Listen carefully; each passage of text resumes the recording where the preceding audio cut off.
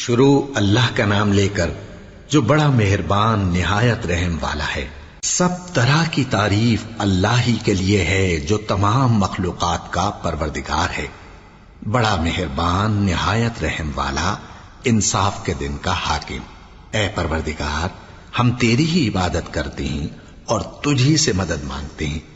ہم کو سیدھے رستے چلا، ان لوگوں کے رستے جن پر تو اپنا فضل و کرم کرتا رہا، نہ ان کے جن پر غصے ہوتا رہا، اور نہ گمراہوں کے۔ آمین۔ شروع اللہ کا نام لے کر جو بڑا مہربان نہایت رحم والا ہے۔ الف لام میم۔ یہ کتاب یعنی قرآن مجید، اس میں کچھ شک نہیں کہ اللہ کا کلام ہے، پرہیزگاروں کے لیے رہنما ہے، جو غیب پر ایمان لاتے اور آداب کے ساتھ نماز پڑھتے اور جو کچھ ہم نے ان کو عطا فرمایا ہے اس میں سے خرچ کرتے ہیں، اور جو کتاب اے پیغمبر تم پر نازل ہوئی اور جو کتابیں تم سے پہلے پیغمبروں پر نازل ہوئیں سب پر ایمان لاتے اور آخرت کا یقین رکھتے ہیں۔ یہی لوگ اپنے پروردگار کی طرف سے آئی ہوئی ہدایت پر ہیں اور یہی لوگ کامیاب ہیں۔ جو لوگ کافر ہیں انہیں تم نصیحت کرو یا نہ کرو ان کے لیے برابر ہے، وہ ایمان نہیں لانے کے۔ اللہ نے ان کے دلوں اور کانوں پر مہر لگا رکھی ہے اور ان کی آنکھوں پر پردہ پڑا ہوا ہے اور ان کے لیے بڑا عذاب تیار ہے۔ اور بعض لوگ ایسے ہیں جو کہتے ہیں کہ ہم اللہ پر اور روز آخر پر ایمان رکھتے ہیں، حالانکہ وہ ایمان نہیں رکھتے۔ یہ اپنے خیال میں اللہ کو اور مومنوں کو دھوکہ دیتے ہیں، مگر حقیقت میں اپنے سوا کسی کو دھوکہ نہیں دیتے اور اس سے بے خبر ہیں۔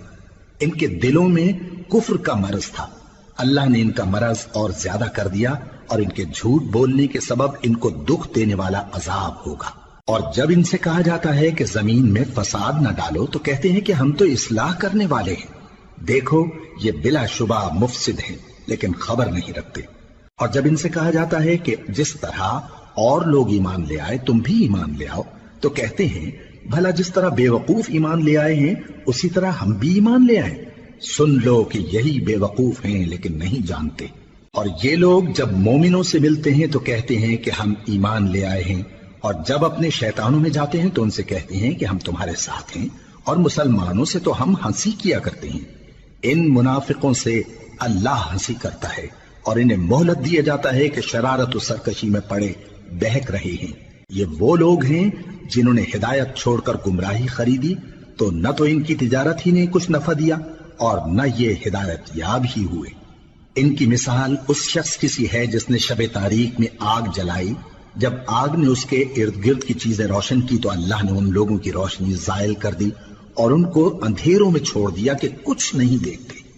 یہ بہرے ہیں، گونگے ہیں، اندھے ہیں کہ کسی طرح سیدھے رستے کی طرف لوٹ ہی نہیں سکتے۔ یا ان کی مثال میں کسی ہے کہ آسمان سے برس رہا ہو اور اس میں اندھیرے پر اندھیرا چھا رہا ہو اور بادل گرج رہا ہو اور بجلی کوند رہی ہو، تو یہ کڑک سے ڈر کر موت کے خوف سے کانوں میں انگلیاں دے لے۔ اور اللہ کافروں کو ہر طرف سے گھیرے ہوئے ہے، قریب ہے کہ بجلی کی چمک ان کی آنکھوں کی بصارت کو اچک لے جائے۔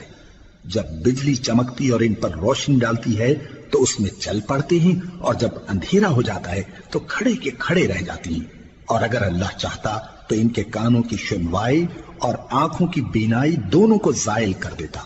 بلا شبہ اللہ ہر چیز پر قادر ہے۔ لوگو اپنے پروردگار کی عبادت کرو جس نے تم کو اور تم سے پہلے لوگوں کو پیدا کیا تاکہ تم اس کے عذاب سے بچو، جس نے تمہارے لیے زمین کو بچھونا اور آسمان کو چھت بنایا، اور آسمان سے مے برسا کر تمہارے کھانے کے لیے انواع و اقسام کے میوے پیدا کیے۔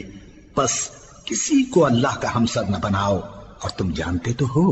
اور اگر تم کو اس کتاب میں جو ہم نے اپنے بندے پر نازل فرمائی ہے کچھ شک ہو تو اسی طرح کی ایک صورت تم بھی بنا لاؤ، اور اللہ کے سوا جو تمہارے مددگار ہوں ان کو بھی بلا لو اگر تم سچے ہو۔ پھر اگر ایسا نہ کر سکو اور ہرگز نہیں کر سکو گے تو اس آگ سے ڈرو جس کا ایندھن آدمی اور پتھر ہوں گے اور جو کافروں کے لیے تیار کی گئی ہے۔ اور جو لوگ ایمان لائے اور نیک عمل کرتے رہے ان کو خوشخبری سنا دو کہ ان کے لیے نعمت کے باغ ہیں جن کے نیچے نہریں بہہ رہی ہیں۔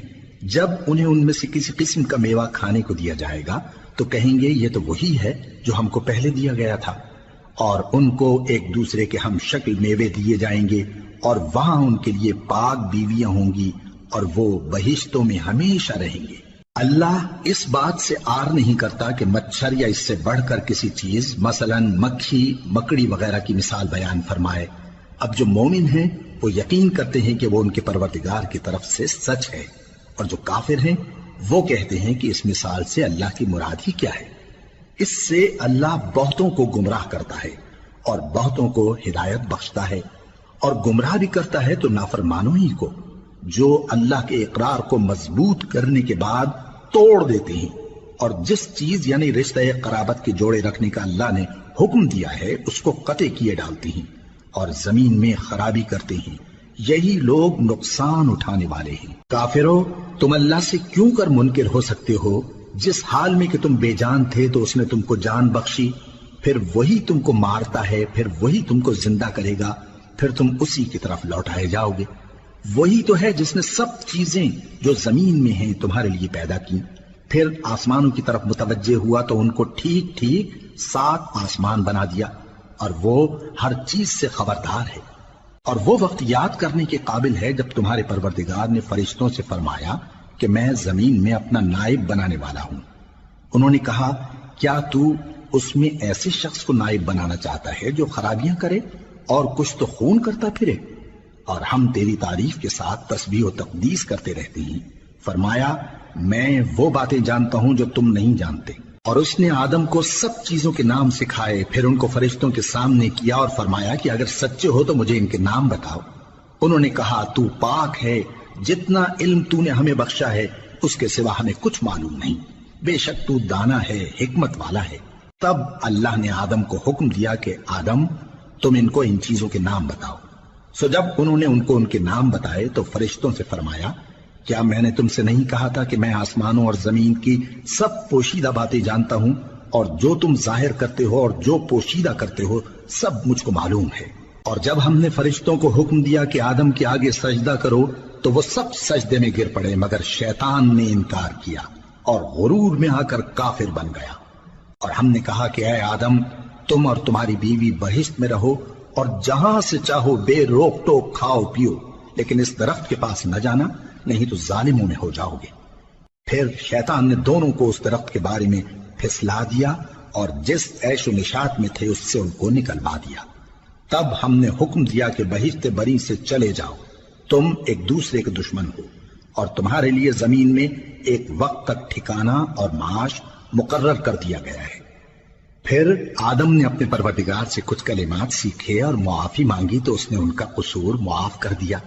بے شک وہ معاف کرنے والا ہے، بڑا مہربان ہے۔ ہم نے فرمایا کہ تم سب یہاں سے اتر جاؤ، جب تمہارے پاس میری طرف سے ہدایت پہنچے تو اس کی پیروی کرنا، کہ جنہوں نے میری ہدایت کی پیروی کی ان کو نہ کچھ خوف ہوگا اور نہ وہ غمناک ہوں گے، اور جنہوں نے اس کو قبول نہ کیا اور ہماری آیتوں کو جھٹلایا وہ دوزخ میں جانے والے ہیں اور وہ ہمیشہ اس میں رہیں گے۔ اے آل یعقوب، میرے وہ احسان یاد کرو جو میں نے تم پر کیے تھے، اور اس اقرار کو پورا کرو جو تم نے مجھ سے کیا تھا۔ میں اس اقرار کو پورا کروں گا جو میں نے تم سے کیا تھا، اور مجھی سے ڈرتے رہو۔ اور جو کتاب میں نے اپنے رسول محمد صلی اللہ علیہ وآلہ وسلم پر نازل کی ہے، جو تمہاری کتاب یعنی تورات کو سچا کہتی ہے، اس پر ایمان لاؤ اور اس سے منکر اول نہ بنو، اور میری آیتوں میں تحریف کر کے ان کے بدلے تھوڑی سی قیمت یعنی دنیاوی منفعت نہ حاصل کرو، اور مجھی سے خوف رکھو، اور حق کو باطل کے ساتھ نہ ملاؤ، اور سچی بات کو جان بوجھ کر نہ چھپاؤ، اور نماز پڑھا کرو اور زکوٰۃ دیا کرو، اور اللہ کے آگے جھکنے والوں کے ساتھ جھکا کرو۔ یہ کیا عقل کی بات ہے کہ تم لوگوں کو نیکی کرنے کو کہتے ہو اور اپنے تئیں فراموش کیے دیتے ہو، حالانکہ تم اللہ کی کتاب بھی پڑھتے ہو؟ کیا تم سمجھتے نہیں؟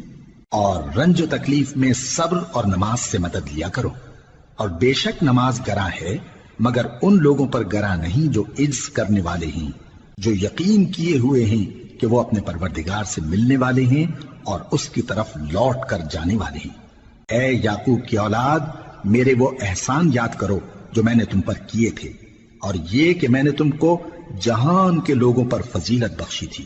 اور اس دن سے ڈرو جب کوئی کسی کے کچھ بھی کام نہ آئے، اور نہ کسی کی سفارش منظور کی جائے، اور نہ کسی سے کسی طرح کا بدلہ قبول کیا جائے، اور نہ لوگ کسی اور طرح مدد حاصل کر سکیں۔